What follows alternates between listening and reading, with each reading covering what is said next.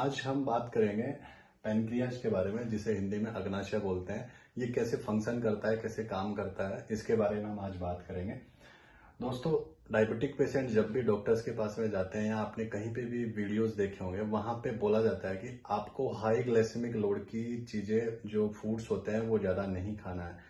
उसके पीछे का क्या लॉजिक होता है, क्या रीजन होता है, अगर आपने इस फंक्शन को आपने समझ लिया तो डायबिटीज को आप काफी हद तक आप घर बैठे कंट्रोल कर सकते हो।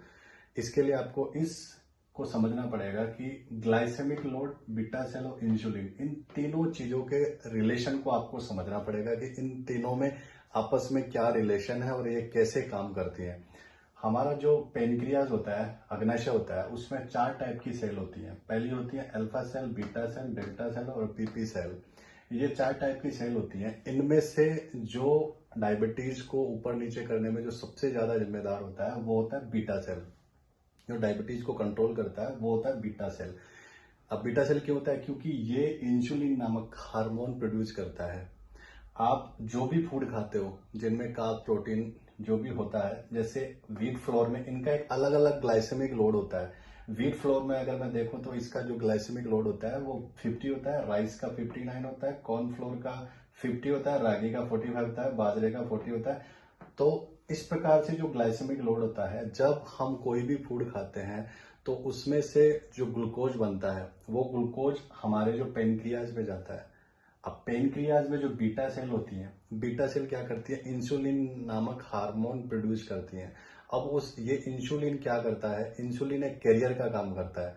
जो भी हमने कार्ब्स खाया जिसकी वजह से हमारे को ग्लूकोज आया, जो भी हमारी बॉडी ने ग्लूकोज प्रोड्यूस किया है, उस ग्लूकोज को सेल तक पहुंचाने का जो काम करता है वो करता है बीटा सेल।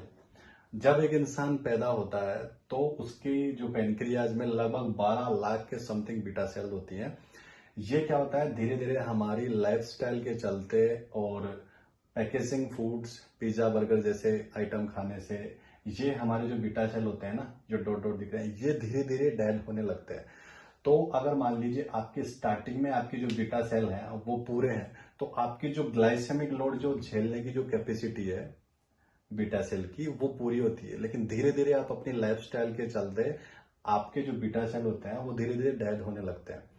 तो अगर आप अपने खाने में आप चेंजेस नहीं करते हैं तो आपकी जो बीटा सेल होती हैं वो उनको कंट्रोल में नहीं कर पाती, उतना इंसुलिन प्रोड्यूस नहीं कर पाती कि वो जितना भी आपने ग्लूकोज खाया उसको सेल तक ट्रांसफर करे।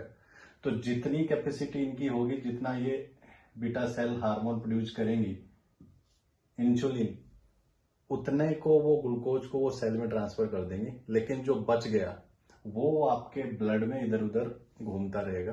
वो होता है हाई ब्लड शुगर, जो एक्सेस ब्लड शुगर लेवल होता है, जिसे हम चेक करते हैं तो हमारे को पता चलता है कि ब्लड शुगर लेवल बढ़ गया है। तो वो इसी वजह से होता है कि आपकी जो कैपेसिटी थी बीटा सेल की वो अभी कम हो गई है, लेकिन आप जो ले रहे हैं, जितना आप ग्लाइसेमिक लोड की वैल्यू की चीजें खा रहे हैं, वो आपकी ज्यादा है या उतनी है।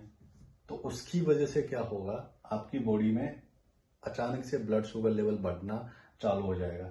इसके लिए क्या करना होगा आपको, इसको कंट्रोल में करने के लिए, कि आपको आपकी कैपेसिटी के हिसाब से हाई ग्लाइसेमिक लोड वाली चीजों को कम लेना है और जो लो ग्लाइसेमिक लोड की चीजें हैं उनको आपको ज्यादा खाना है, ताकि आपकी बॉडी में एनर्जी भी बनी रहे और आपका जो ब्लड शुगर लेवल है वो कंट्रोल में रहे।